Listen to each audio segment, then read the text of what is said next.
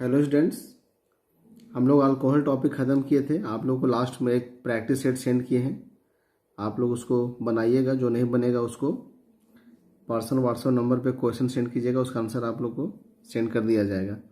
आज हम लोग पढ़ेंगे distinction between primary, secondary and tertiary alcohol, अर्थात प्राइमरी, सेकेंडरी और टर्सरी अल्कोहल में अंतर। मतलब अगर हम लोगों को अल्कोहल दिया जाएगा और बोला जाएगा कि पहचानिए कि दिया गया अल्कोहल प्राइमरी है कि सेकेंडरी है कि टर्सरी है ना। तो इसके लिए हमारे पास दो टेस्ट है, एक लुकास टेस्ट है, एक विक्टर मेयर टेस्ट है ना। लुकास टेस्ट क्या है इसको हम यहाँ पर आपको हम समझाएंगे, लेकिन इससे पहले आप लोग एक और वीडियो हम सेंड किए हुए हैं, यूट्यूब का है, 2-3 मिनट का वीडियो, आप लोग उसको देख लीजिएगा। तो ये लुकास टेस्ट समझने में आपको बहुत आसानी होगा। तो इसमें एक क्वेश्चन आता है, लुकास रिएजेंट किसे कहते हैं। 1 नंबर में इंपॉर्टेंट सवाल है ये। तो the solution of anhydrous zinc chloride and concentrated HCl is called Lucas reagent. मतलब अनहाइड्रस ZnCl2 और कॉन्क HCl के मिक्सचर को लुकास रिएजेंट कहा जाता है। When an alcohol is treated with Lucas reagent, alkyl chloride is formed. जब हम लोग अल्कोहल को ZnCl2 और HCl के साथ कराते हैं रिएक्शन, तो अल्काइल क्लोराइड बनता है। लेकिन ये जो अल्काइल क्लोराइड है ये वाटर में इनसॉल्युबल होता है।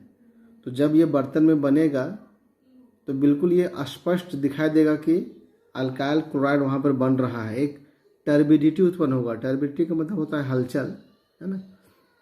जैसे कि अगर मान लीजिए पानी के नीचे में कोई सांप अगर तैर रहा हो, वो ऊपर से दिखाई नहीं दे रहा है, लेकिन जब वो तैरेगा तो पानी के ऊपर में हम लोग को हलचल दिखाई दे देगा। इसको बोलते हैं टर्बिडिटी, है ना। जो वीडियो हम भेजे हुए हैं यूट्यूब का, आप उसको देखिएगा तो उसमें टर्बिडिटी किस प्रकार से उत्पन्न होता है उस वीडियो में दिखाया हुआ है, आप लोग उसको देख लीजिएगा। तो when an alcohol is treated with Lucas reagent, alkyl chloride is formed. Since alkyl chloride is insoluble in water, चूंकि अल्काइल क्लोराइड पानी में अघुलनशील होता है, it's formation is indicated by the appearance of turbidity in the reaction mixture. तो उसका बनना reaction mixture में टर्बिडिटी के अपीयर होने के द्वारा हम लोगों को पता चल जाएगा।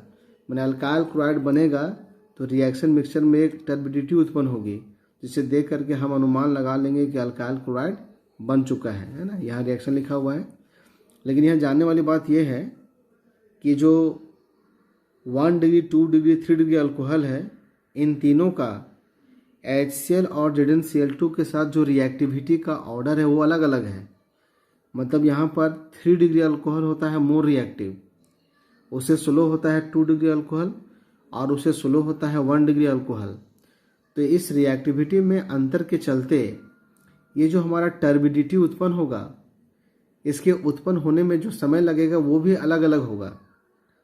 अगर दिया गया अल्कोहल हमारा टर्सरी अल्कोहल होगा, है ना, तो अल्काइल क्लोराइड बहुत तेज़ी से बनेगा, अर्थात टर्बिडिटी हमको तुरंत दिखाई देगा।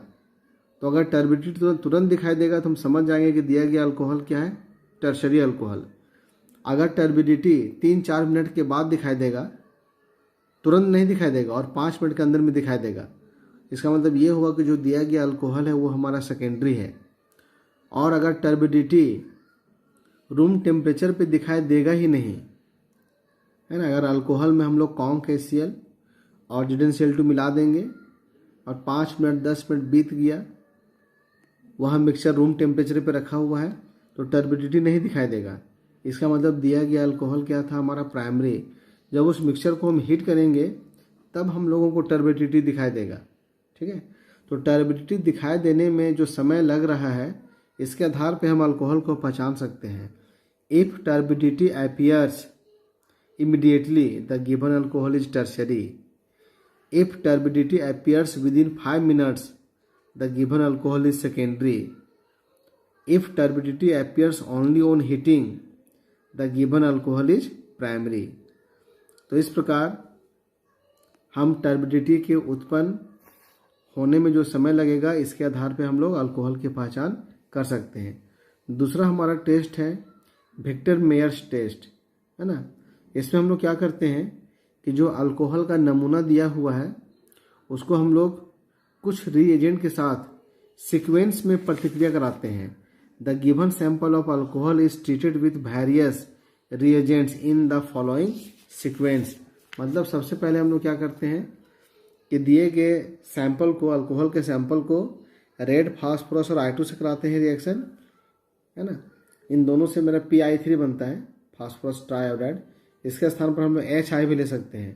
पहले हम लोग HI से कराएंगे रिएक्शन, फिर जो कंपाउंड बनेगा उसको सिल्वर नाइट्राइड से कराएंगे रिएक्शन, फिर जो कंपाउंड बनेगा उसको नाइट्रस एसिड से कराएंगे रिएक्शन, और फिर जो कंपाउंड प्राप्त होगा उसमें हम लोग सोडियम हाइड्रोक्साइड का सॉल्यूशन डालेंगे, है ना।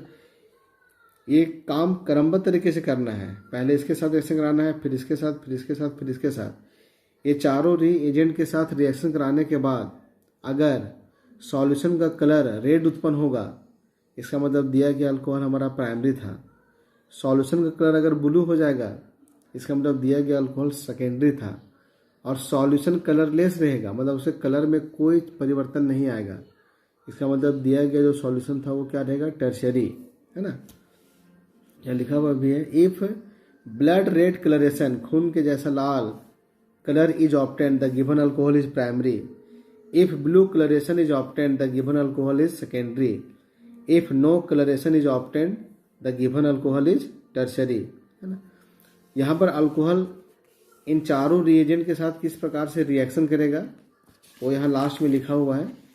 इसको हम आप लोगों को रफ में समझाते हैं, ठीक है।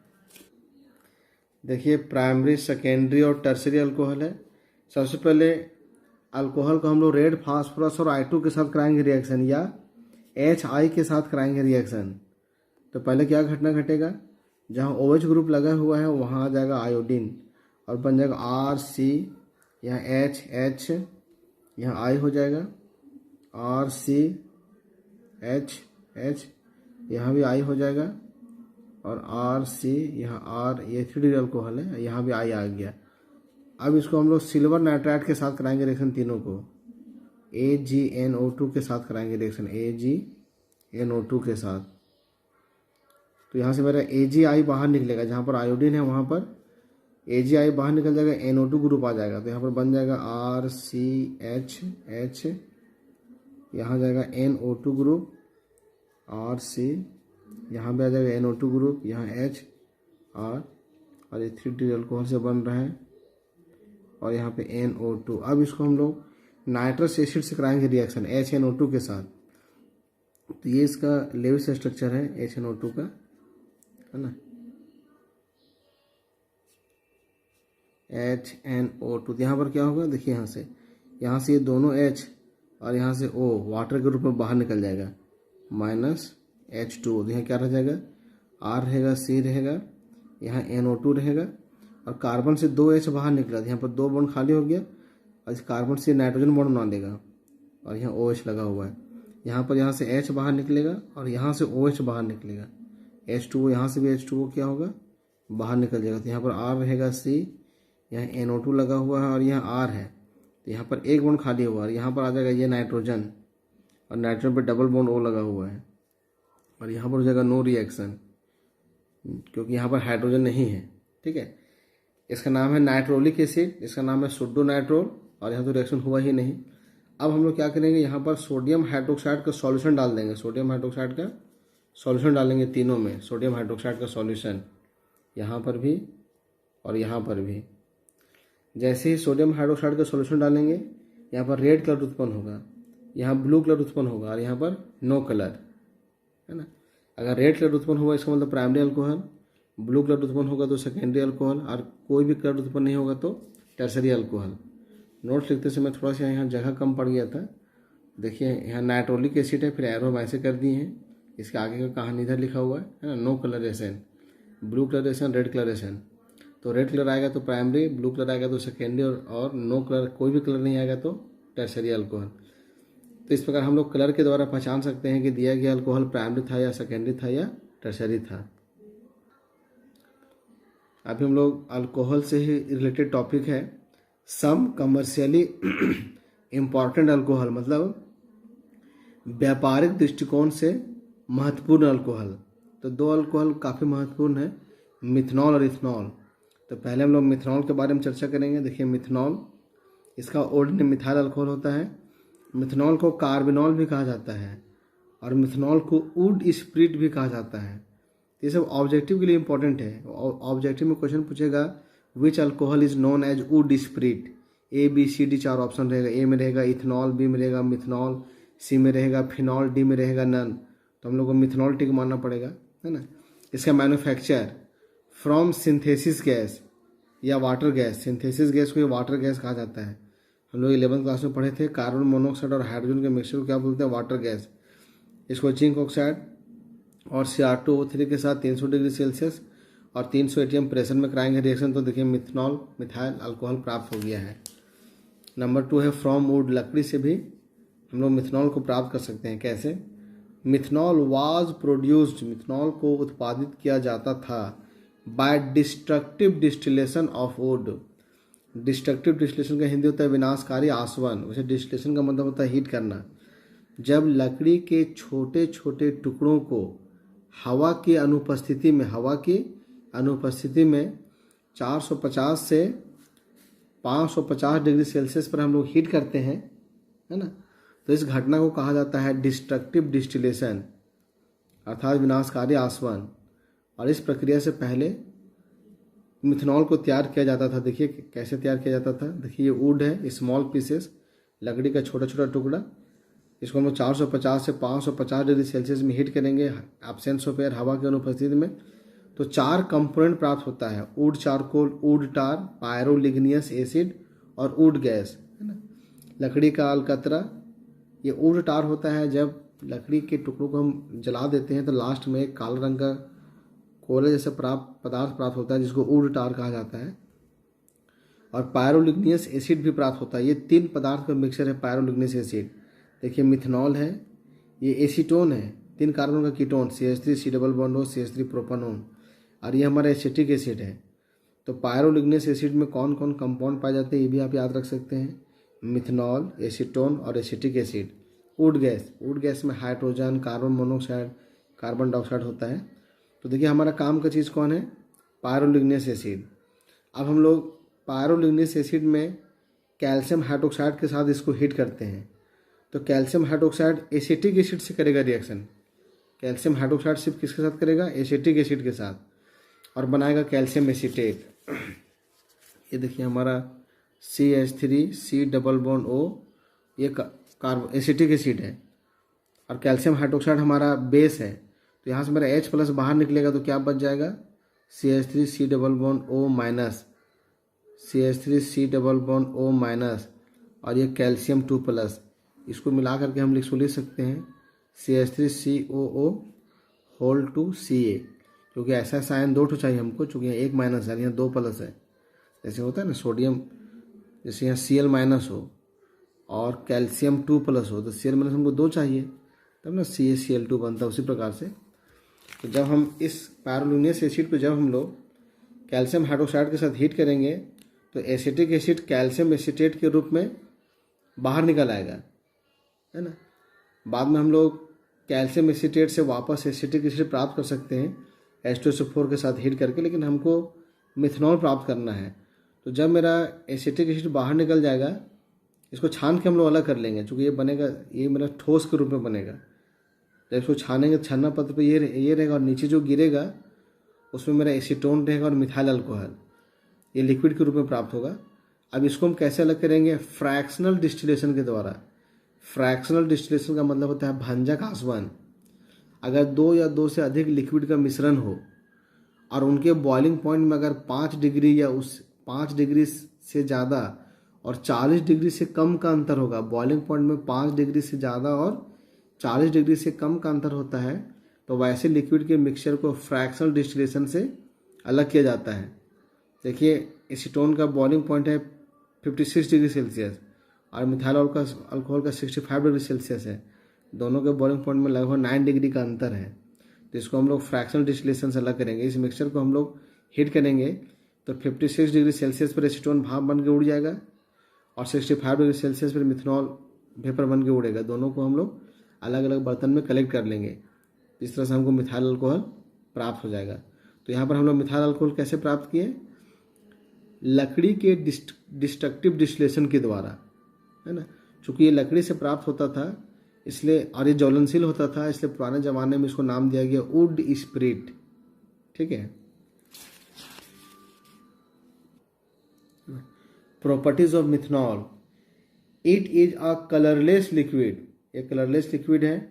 It boils at 65 degree Celsius, ये इसका बॉइलिंग पॉइंट है।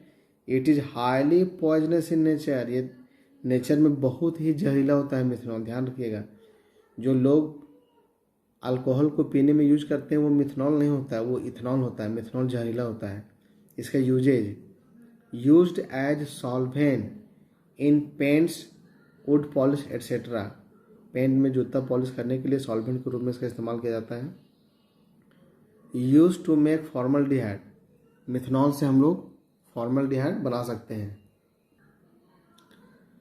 Used as a fuel in spirit lamp, है ना, एक प्रकार का लैंप होता है स्पिरिट लैम्प। जैसे हम लोग घर में ढिबरी जलाते हैं, है ना, ढिबरी में क्या होता है कि उसमें लोग मिट्टी तेल भरते हैं, ऊपर में बत्ती लगा हुआ रहता है, उसी प्रकार का स्ट्रक्चर होता है स्पिरिट लैम्प का भी। लेकिन जहाँ मिट्टी तेल भरते हैं वहाँ पर हम लोग स्पिरिट यूज करते थे। स्पिरिट हमारा मिथनॉल का ही बना हुआ होता है।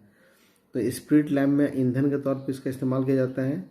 यूज्ड एज एंटीसेप्टिक, एंटीसेप्टिक का मतलब होता है कीटनाशक, तो मिथनॉल का इस्तेमाल एंटीसेप्टिक के रूप में भी होता है।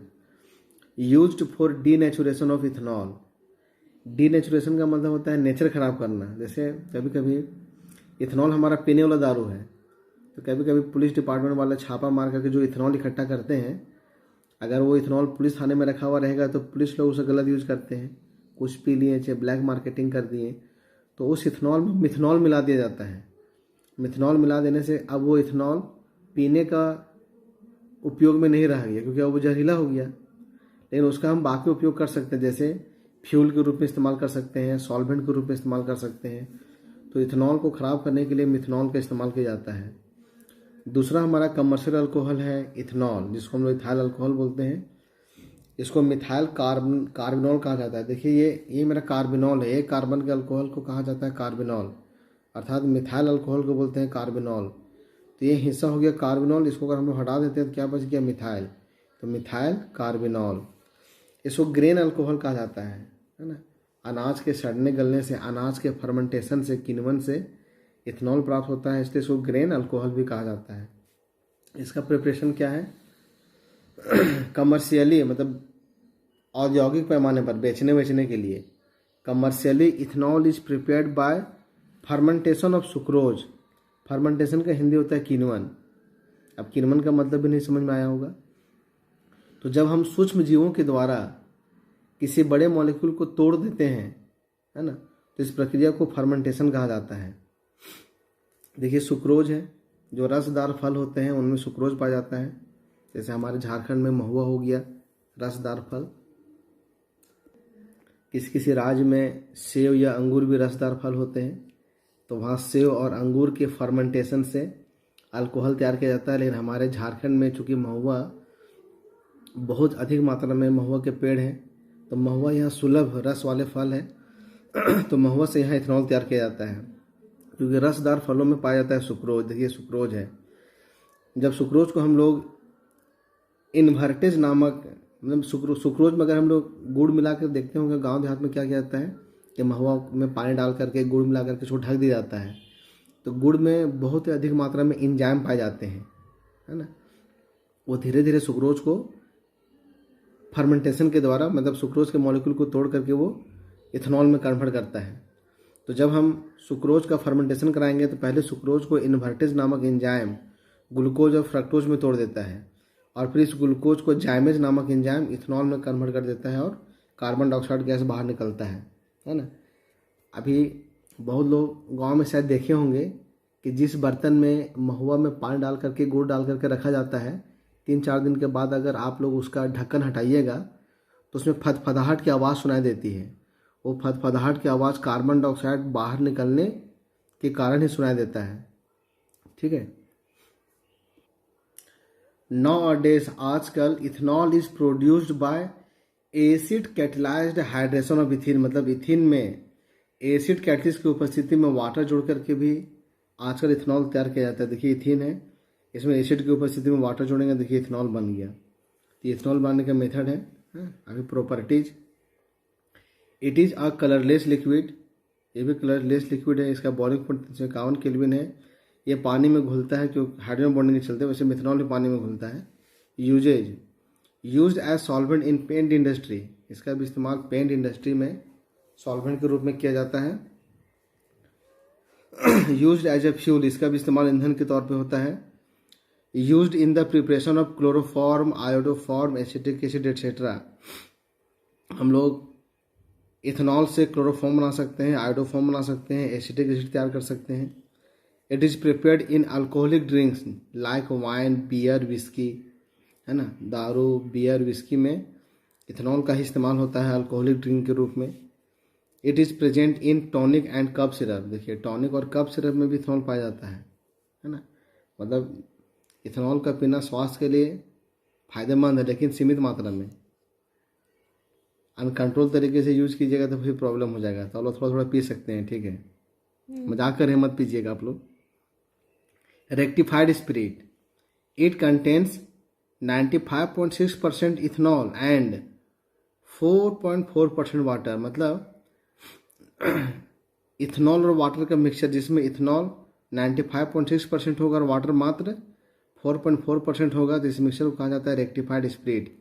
It is a constant boiling mixture, अगर हम इथेनॉल को और वाटर को इसी अनुपात में मिलाएंगे तो पूरा का पूरा मिक्सचर एक ही बॉइलिंग पॉइंट पर बॉईल करेगा। जैसे देखिए यहाँ पर इथेनॉल का बॉइलिंग पॉइंट कितना है, 351 केल्विन, और वाटर का बॉइलिंग पॉइंट होता है 373 केल्विन, 100 डिग्री सेल्सियस, तो केल्विन में हो जाएगा 373 केल्विन। लेकिन अगर हम इथेनॉल को और वाटर को मिला करके हीट करेंगे तो इथेनॉल अपने बॉइलिंग पॉइंट पर बॉईल करेगा और वाटर अपने बॉइलिंग पॉइंट पर बॉईल करेगा। लेकिन अगर इथेनॉल और वाटर को हम इस अनुपात में मिलाएंगे तो ये दोनों का दोनों लिक्विड एक ही टेम्परेचर पर बॉईल करेगा, है ना। इस प्रकार के मिक्सचर को कहा जाता है एजियोट्रॉपिक मिक्सचर, अर्थात कांस्टेंट बॉइलिंग मिक्सचर। इसके बारे में आगे और हम पढ़ेंगे। एब्सोल्यूट अल्कोहल किसे कहते हैं, इट इज़ 100% इथेनॉल, है ना। अगर इथेनॉल 100% है, उसमें किसी प्रकार का मिलावट नहीं है, तो उसे एब्सोल्यूट अल्कोहल कहा जाता है। फिर एक टर्म है power alcohol, it is a mixture of 20% ethanol and 80% petrol, है ना। अभी पेट्रोल का सब्स्टिट्यूट ढूंढा जा रहा है, मेरे वैज्ञानिक लोग कोशिश कर रहे हैं कि पेट्रोल के खपत को हम कैसे कम कर सकते हैं। तो जब पेट्रोल 80% रहेगा और उसमें अगर हम 20% इथेनॉल मिला देंगे, इन दोनों के मिक्सचर को हम कहेंगे पावर अल्कोहल। और इस पावर अल्कोहल से हम लोग हर वो काम कर सकते हैं जो पेट्रोल के द्वारा कर पाते हैं, ठीक है। तो पावर अल्कोहल में कौन कंपोनेंट पाए जाते हैं, इसको याद रखिएगा। इन दोनों को मिलाने के लिए हम सॉल्वेंट के तौर में किसका इस्तेमाल करते हैं, ईथर का या बेंजीन का या टेट्राडीन का, है ना। तो इसका आगे का PDF आप भेजेंगे तब वीडियो नेक्स्ट सेंड करेंगे। धन्यवाद।